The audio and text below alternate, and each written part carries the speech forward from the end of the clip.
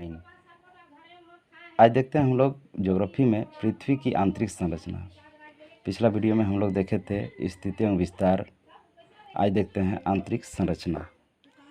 तो पृथ्वी की सतह के नीचे 32 मीटर की गहराई पर 1 डिग्री तापमान घटता है।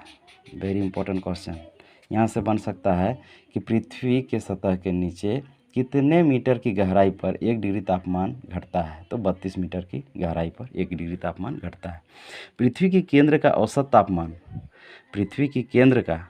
तापमान 2000 डिग्री सेल्सियस है। 2000 डिग्री सेल्सियस। इसी के वजह से चट्टानें पिघली हुई है। आगे देखते हैं पृथ्वी की सतह से केंद्र तक की दूरी। पृथ्वी की ऊपरी सतह से केंद्र तक, आंतरिक केंद्र तक की दूरी 6400 किलोमीटर आंकी गई है। पृथ्वी का सबसे गहरा खान जोहान्सबर्ग दक्षिण अफ्रीका में है। Very important question. सबसे गहरा खान कहाँ है? जोहान्सबर्ग दक्षिण अफ्रीका में है। हीरे की खान की गहराई कितने किलोमीटर है? 4 किलोमीटर है। हीरे की खान की गहराई 4 किलोमीटर है। पृथ्वी के आंतरिक भाग का अध्ययन का सबसे प्रमुख स्रोत, पीजीटी के लिए बहुत इंपॉर्टेंट क्वेश्चन, स्रोत ज्वालामुखी है। आगे देखते हैं आंतरिक संरचना। तो सबसे ऊपरी भाग को भूपरपट्टी कहते हैं। ये आईआरबी के एग्जाम में पूछा गया था। जेएसएससी के आईआरबी के एग्जाम में कि भूपरपट्टी में कौन सा तत्व पाया जाता है? तो सिलिकॉन एवं एल्यूमिनियम पाया जाता है। और मैं इसलिए बता रहा हूँ क्योंकि मैंने जेएसएससी का आईआरबी और पंचायत सचिव का एग्ज़ाम पास कर चुका हूँ। इसीलिए मैं जेएसएससी का जितना भी एग्ज़ाम है उसका क्वेश्चन जो भी बताने जा रहा हूँ, जो भी टॉपिक बताने जा रहा हूँ, सारे इम्पोर्टेंट है। और जो कैंडिडेट पास करना चाहते हैं वो इस डिस्कशन को ज़रूर देखें। मैं ये नहीं कहता हूँ कि मैं बहुत बड़ा टीचर हूँ।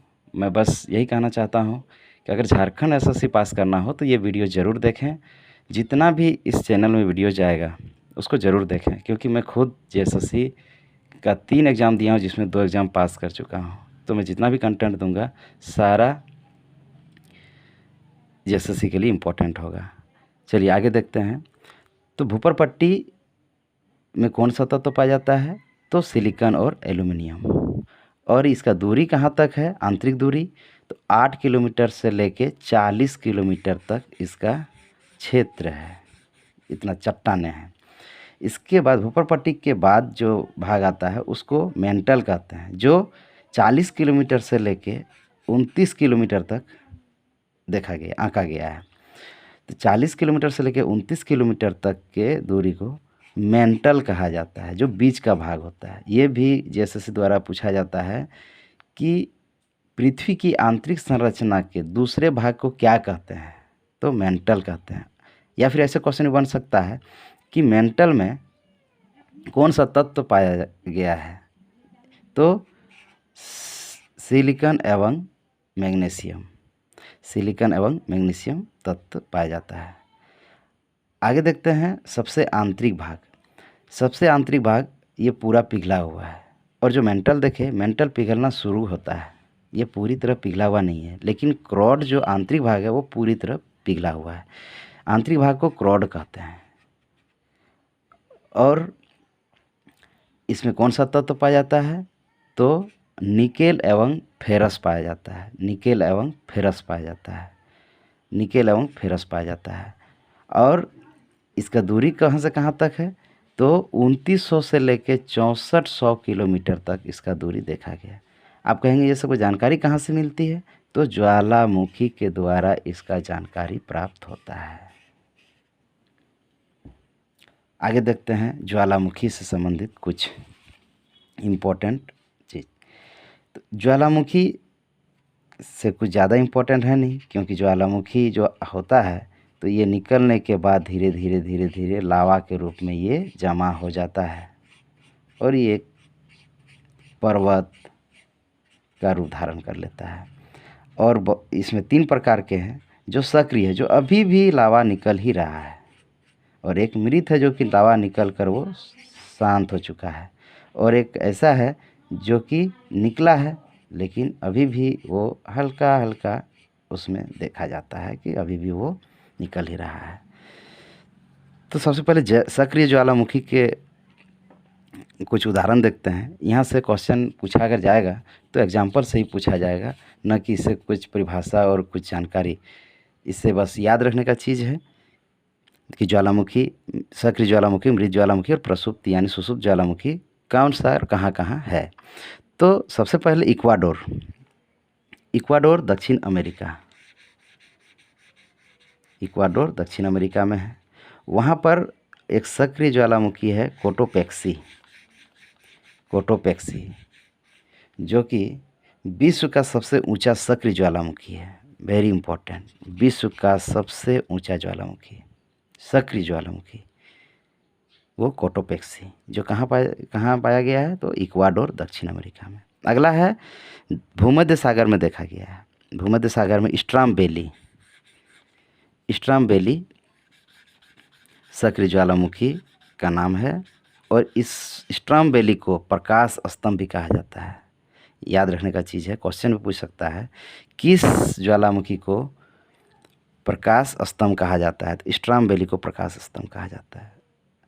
अगला देखते हैं, सक्रिय ज्वालामुखी में अंडमान निकोबार में भी देखा गया है, जो भारत में है, और हमारे भारत का एग्ज़ाम के लिए ये इम्पोर्टेंट हो जाता है।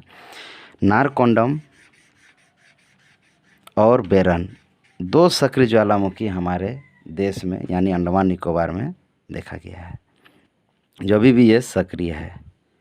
यहाँ से तीनों इम्पोर्टेंट है, सक्रिय ज्वालामुखी, कोटोपेक्सी जो विश्व का सबसे ऊंचा सक्रिय ज्वालामुखी, स्ट्राम्बेली जिसको प्रकाश स्तंभ कहते हैं जो भूमध्य सागर में है, अंडमान निकोबार में नारकोंडम एवं बेरन 2 सक्रिय ज्वालामुखी है। अब देखते हैं मृत ज्वालामुखी। मृत ज्वालामुखी ईरान में देखा गया है, देनबंद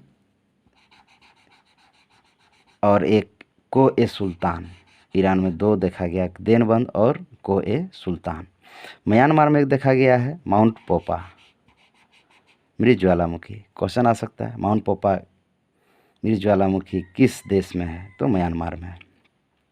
अफ्रीका का किलिमंजारो, अफ्रीका में किलिमंजारो जो है वो अब एक पर्वत है और विश्व का सबसे ऊंचा मृत ज्वालामुखी, विश्व का सबसे ऊंचा मृत ज्वालामुखी किलिमंजारो। विश्व का सबसे ऊंचा सक्रिय ज्वालामुखी कोटोपेक्सी, और विश्व का सबसे ऊंचा मृत ज्वालामुखी किलिमंजारो। आगे देखते हैं प्रसुप्त या सुषुप्त ज्वालामुखी। इंडोनेशिया में देखा गया है क्राकोतोवा, ये सुषुप्त ज्वालामुखी है। जापान में फ्यूजियामा, ये MTS का एग्ज़ाम में पूछा गया क्वेश्चन है कि फ्यूजियामा कौन सा देश में है, फ्यूजियामा ज्वालामुखी किस देश में है, तो जापान में है। बहुत इम्पोर्टेंट है। इटली में पाया गया है विसुसियस, ये भी बहुत इम्पोर्टेंट है एग्ज़ाम पॉइंट ऑफ व्यू से। विसुसियस इटली में है। और हवाई द्वीप में क्या पाया गया है, तो मोनोलोआ सुषुप्त ज्वालामुखी देखा गया है। तो ये सब ज्वालामुखी को याद करना पड़ेगा, क्योंकि इसमें कोई ट्रिक नहीं है। और अगर आप झारखंड SSC का तैयारी कर रहे हैं तो जितना आज का ये टॉपिक था पृथ्वी का आंतरिक संरचना, ये काफ़ी इम्पोर्टेंट टॉपिक यहाँ पर देखा गया। और थैंक यू, वीडियो देखने के लिए बहुत बहुत धन्यवाद।